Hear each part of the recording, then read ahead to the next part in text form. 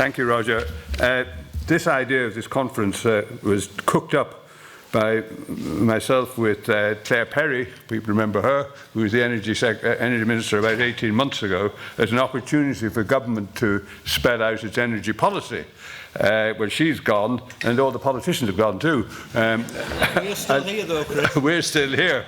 So there's some continuity someplace.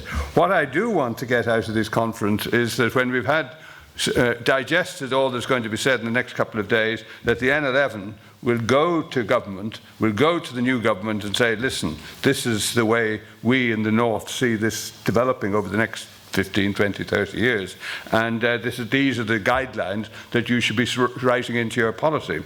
It's very interesting that when this issue of climate change has come up in Parliament, although we see this constant abrasion going on at the moment between in Parliament, there's an amazing consistency, consensual consistency about there have been two major bills on climate change which have gone through on the nod. So there is an understanding, a refreshing understanding of the importance of this issue. And I suppose in this general election, there will be three subjects which will be on everybody's mind. Two obvious ones, Brexit and the NHS, but the third one is climate change, energy, and the impact of energy on our lives over the next 50 years is a crucial question.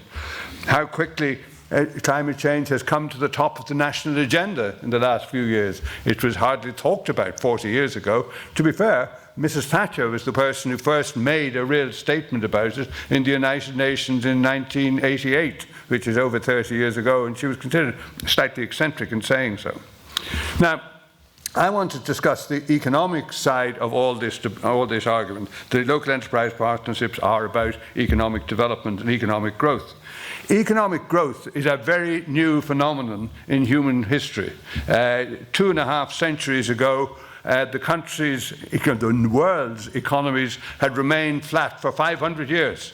There'd been no increase in life expectation, no increase in economic benefit, rural poverty was endemic, and why did it change and when did it change? It changed in the north of England because some clever people in the north of England saw that they had under their feet a natural asset called coal, which they developed into doing most extraordinary things.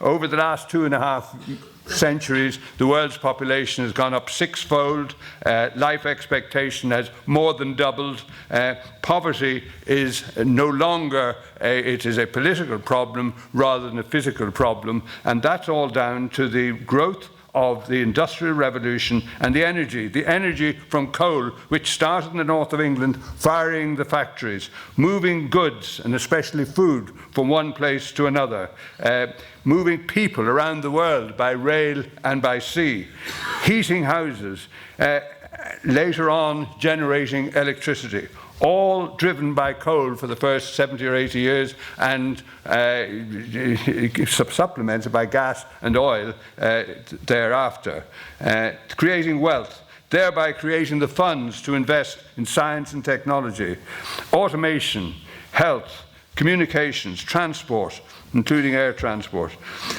Health is a very interesting point. Stephen Dorrell, who was the Health Secretary, I had discussions with him in 2010, 2011, when the government said they were going to freeze health in budgets to 1% per annum increase. And he said, demonstrated quite convincingly, that it needs to be 4% because the demand was going at that level. That's a deficit of 3% per annum for 8 years. You put that into the context of where we are 8 years ago. So health has been so underfunded by 40%. Now, part of the reason for that is economic growth hasn't been what it should be. But the main reason that health has improved is because our economies have improved. If our economies don't improve, our health won't improve. And that gap, that 4%, is a frightening figure in terms, and that will go on for the next 20 years. We need to, irrespective of anything else, put 4% more into health. Even poor people in those days, in the 19th century, could afford a seaside holiday. Expectations of society went from, except for the very rich, from nil to hope. Population expansion was enormous. There were people who worried that it was going so quickly we wouldn't be able to feed ourselves. We have been able to feed ourselves. The last major famine caused by shortage of food rather than political disruption was in India in 1942. That is a huge change. But also, this economic growth created its downside, 2 terrible wars in the 20th century, driven by energy. I want to look for 6 outcomes from this conference. First of all, a consensus on the scale of the problem. How big is the problem? And we've seen the example from Professor Foster showed pretty clearly most people would recognize the realities there. Secondly, a view on the future demand for energy in terms of population growth or not, in terms of global trends, very important because you've got developing countries wanting to catch up with the developed countries, and the only way they can do that is through the use of energy, through conservation, through waste. Thirdly, a realistic potential for expanding renewable energy sources and reducing costs. Got an example of offshore wind, how that has already made a dramatic change to the viability of that as a source of energy. Fourthly, innovation which will improve energy efficiency and control emissions. Very important for the north of England, very important for the Humber, where we have huge and very important industries employing thousands of people, and somehow we've got to find a way of making sure that those industries remain viable during these enormous changes.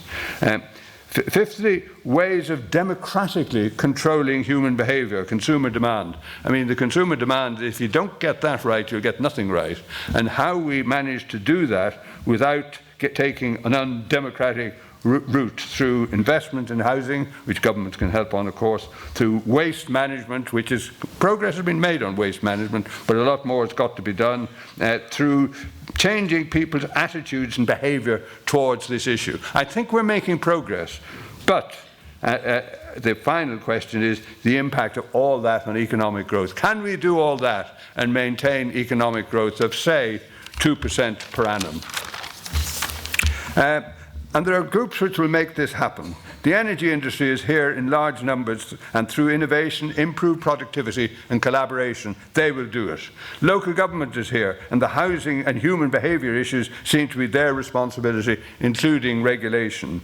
But above all, it is national government. All governments interfere in 2 markets, because they have to. One is food. If people starve, you don't get votes out of that. And if the lights go out, you certainly don't get votes out of that. So those 2 issues are critical. Now, energy has come to the top of the agenda. Government has to act. The scale of the long-term investment in certain parts of these development is so big that only governments can manage it.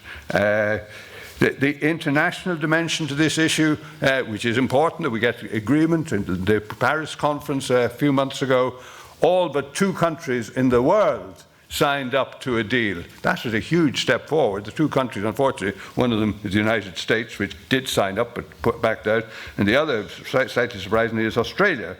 All the other countries have signed up to that. Governments have to work hard together. It's a collaborative issue, not just within the country, but across the country. Market regulation, improving good practices, outlawing bad ones, can only be done by government. Mitigation, flood prevention, a big issue in this part of the world. The scale of the money that has to be spent on flood prevention here is enormous, probably £1 billion. That can only be done by government. The people themselves must be in agreement, otherwise government will lack democratic public credibility and nothing will happen. This happened in relatively straightforward issues like smoking, like seat belts, like drink driving. It took years to get people's behavior change so that they become the norm. And this is a huge challenge for government and for all of us.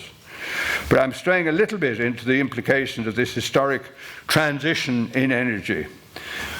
If this conference is to further clarify the actions which industrialists and scientists need to take if disaster is to be avoided, the conference has got to make sure that the steps are taken. It is entirely appropriate that this conference takes place in the north of England, where modern industrial economic growth all started, where industrial pollution is a major problem, where there are huge opportunities to develop renewable sources, to tackle the problems of emission from industry, and to use our strong energy legacy.